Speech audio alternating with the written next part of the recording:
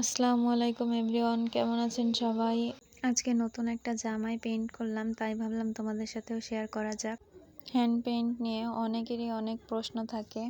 অনেকেই ভেবে থাকেন যে হ্যান্ড পেইন্টের রং হয়তো উঠে যায়। পেইন্ট করার পর কিছু কাজ সঠিকভাবে করলে কিন্তু রংটা আর উঠে যায় না। কাপড়ের পেইন্ট করার জন্য আমি এখানে ফেভিক্রিলের অ্যাক্রিলিক কালারটা নিয়েছি। এই রংটা মূলত কাপড়ের জন্যই তৈরি। এটা দিয়ে কালার করলে কাপড়ের কোনো সমস্যা হয় না, আবার রংটাও উঠে যায় না। এটা একটা রেডি কালার, এতে অন্য কোনো কিছু মেশানোর প্রয়োজন হয় না। খুব অল্প খরচেই কিন্তু হ্যান্ড পেইন্টের কাজ শুরু করা যায়। আমি যখন প্রথম হ্যান্ড পেইন্টের কাজ শুরু করেছিলাম তখন আমি মাত্র 2টা তুলি আর 1 বক্স রং কিনে নিয়ে শুরু করেছিলাম।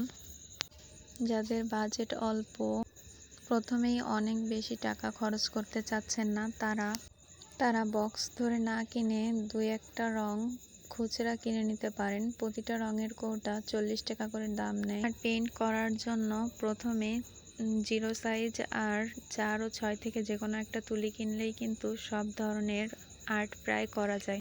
হ্যান্ড পেইন্টের কাপড় অতিরিক্ত টানা রোদে শুকানো যাবে না। পেইন্ট করার একদিন পর কাপড়টা সুন্দর করে আয়রন করে নিতে হবে। যেখানে পেইন্ট করা হয়েছে তার উল্টা দিকে আয়রন করতে হবে। আর হ্যান্ড পেইন্টের কাপড়গুলো অবশ্যই শ্যাম্পু ওয়াশ করতে হবে। এই সিম্পল আলপনা ডিজাইনটা তোমাদের কেমন লাগলো জানি।